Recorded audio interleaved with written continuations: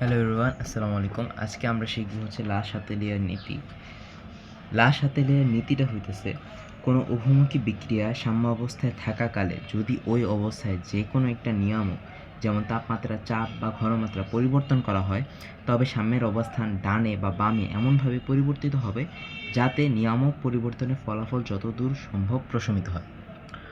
এটা তো হয়ে গেল বইয়ের ভাষা। এখন আসলে কি বোঝাইছে? লা শাতেলের নীতি মানে বোঝাইছে হইতেছে এমন একটা বিক্রিয়া যেটা হইতেছে উভমুখী বিক্রিয়া, অর্থাৎ বিক্রিয়ক থেকে উৎপাদে পরিণত হয়, আবার উৎপাদ থেকে বিক্রিয়কে পরিণত হয়। এমন উভমুখী বিক্রিয়া যেটা সাম্যাবস্থায় আছে। সাম্যাবস্থা মানে তোমার বিক্রিয়া থেকে উৎপাদে পরিণত হওয়ার যে হার বা রেট অফ যে রিঅ্যাকশন, সেইটা বিক্রিয়ক থেকে উৎপাদে পরিণত হওয়ার যে হার আর উৎপাদ থেকে বিক্রিয়কে পরিণত হওয়ার যে হার, সেই দুইটা হার সমান থাকবে। এটা হইতেছে সাম্যাবস্থা। সো উভমুখী বিক্রিয়া সাম্যাবস্থায় যদি কোনো নিয়ামক, নিয়ামক মানে যেমন ধরো তাপমাত্রা, চাপ বা ঘনমাত্রা, এই তিনটা উপাদান, নিয়ামক মানে উপাদান, এই উপাদানের জন্য কিন্তু আমাদের বিক্রিয়া কিন্তু চেঞ্জ হয় বা ইফেক্টেড হয়। দ্যাটস ওয়াই এটাকে আমরা নিয়ামক বলি। সো তাপমাত্রা যদি পরিবর্তন করি কিংবা সেই বিক্রিয়া যদি চাপ পরিবর্তন করি কিংবা সেই বিক্রিয়া যদি ঘনমাত্রা পরিবর্তন করি, তাহলে সেই পরিবর্তনের ফলাফল এমনভাবে প্রশমিত হবে যেন সেই মানে এমনভাবে পরিবর্তনটা হবে যাতে সেই পরিবর্তনের ফলাফলটা প্রশমিত হয়। ফলাফল প্রশমিত হয় মানে তুমি যদি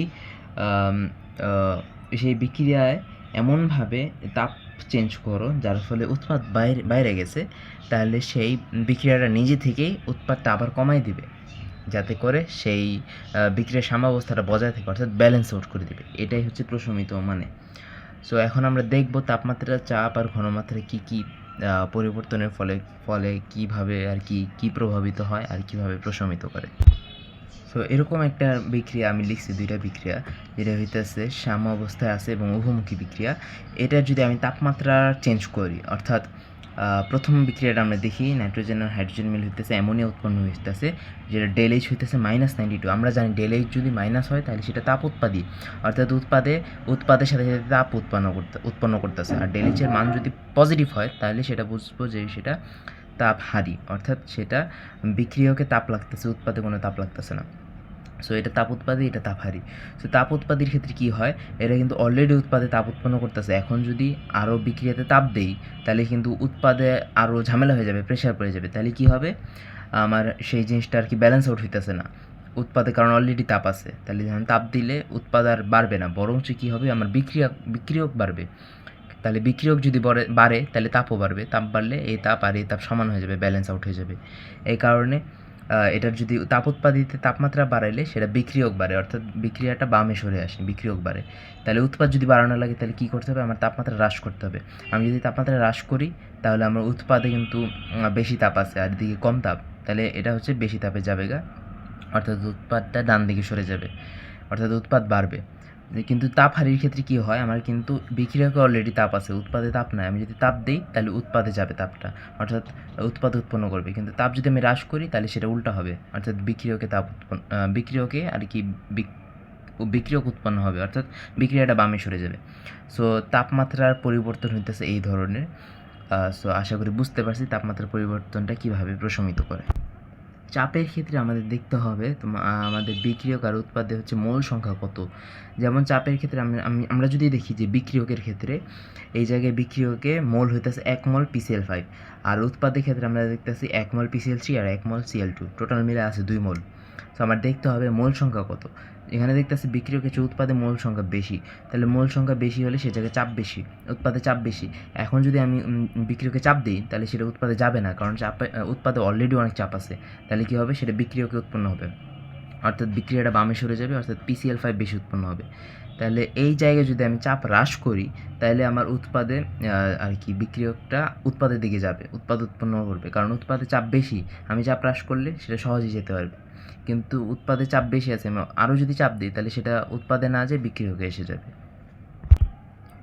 আরেকটি যদি দেখি অ্যামোনিয়ার ক্ষেত্রে নাইট্রোজেন আর হাইড্রোজেন এই বিক্রিয়কে আছে টোটাল মিলে 3 আর 1 4 মোল, আর উৎপাদে আছে 2 মোল। অর্থাৎ এখন যদি আমার বিক্রিয়কে বেশি মোল আছে, উৎপাদে কম মোল, অর্থাৎ বিক্রিয়কে চাপ বেশি, উৎপাদে চাপ কম। এখন যদি আমি চাপ বাড়াই তাহলে খুব সহজেই ওটা উৎপাদে বিক্রিয়কটা সরে যাবে আর উৎপাদ উৎপন্ন করবে, অর্থাৎ বিক্রিয়াটা ডানের দিকে সরে যাবে। আর যদি চাপ হ্রাস করি তাহলে সেটা বিক্রিয়কটা বিক্রিয়ক উৎপন্ন বেশি করবে, অর্থাৎ বিক্রিয়াটা বামে সরে যাবে। ঘনমাত্রার ক্ষেত্রে ব্যাপারটা খুবই সহজ। এটা জাস্ট বেসিক কমন সেন্সের মতো। যদি তুমি যে কোনো একটা বিক্রিয়া ধরো অ্যামোনিয়া বানাইতেছো, নাইট্রোজেন আর হাইড্রোজেন। এখন যদি নাইট্রোজেন আর হাইড্রোজেনের পরিমাণ বাড়ায় দাও, তাহলে কমন সেন্সে কী বলে, তোমার বিক্রিয়কের পরিমাণ বাড়ায় দিছো, অর্থাৎ মোল সংখ্যা বাড়ায় দিছো, অর্থাৎ ঘনমাত্রা বাড়ায় দিছো। পরিমাণ যদি বাড়ায় দাও তাহলে কী হবে, সেই বিক্রিয়ক থেকে উৎপাদে আরও বেশি পরিণত হবে না? কারণ পরিমাণ বাড়ায় দিছো, আগে ছিল এতটুক, তাহলে এতটুক থেকে এতটুকু উৎপন্ন হতো, এখন আছে এতখানি, তাহলে এতখানি থেকে আরও অনেক বেশি উৎপন্ন হবে না? সো ঘনমাত্রা বাড়াইলে, তুমি যদি বিক্রিয়কেও ঘনমাত্রা বাড়াই দাও তাহলে উৎপাদ পরিণত হবে, অর্থাৎ তোমার বিক্রিয়াটা ডানে সরবে। এখন সেম ক্ষেত্রে তুমি যদি উৎপাদের পরিমাণ কমাই দাও, উৎপাদের পরিমাণ কমাই দিলেও একই জিনিস হবে। পরিমাণ কমাই দিলে উৎপাদ আগে বেশি ছিল এখন কম আছে, এই জায়গাটা ফাঁকা জায়গা পূরণ করার জন্য বিক্রিয়ক থেকে বেশি উৎপাদে পরিণত হবে, অর্থাৎ বিক্রিয়াটা ডানে সরবে। কিন্তু এখন যদি বিক্রিয়াটা বামে সরাইতে চাই তাহলে কী হবে, আমার বিক্রিয়কটা কমাই দিতে হবে। আমি যদি বিক্রিয়কের পরিমাণ কমাই দিই তাহলে কিন্তু বিক্রিয়া থেকে উৎপাদ কম পরিণত হইতেছে, যার ফলে বিক্রিয়াতে একটা খালি জায়গা থাকতেছে, কারণ খুব কম পরিমাণ আছে, এই কারণে কম উৎপাদ পরিণত হইতেছে, বাট উৎপাদ কিন্তু আগের মতোই আছে। তাহলে কী হবে, সেটা বিক্রিয়কে পরিণত হবে। এই বিক্রিয়কে আমরা পরিমাণ যদি কমাই দিই তাহলে আমার হইতেছে বিক্রিয়কে আর কি পুরো বিক্রিয়াটা বিক্রিয়ক উৎপাদনে বেশি ফোকাস দিবে, অর্থাৎ পুরো বিক্রিয়াটা বাম দিকে সরে আসবে। সো এটাই ছিল আমার লাসা তেলিয়ার নীতির কনসেপ্টটা। আশা করি সবাই বুঝতে পারছো। ধন্যবাদ সবাইকে।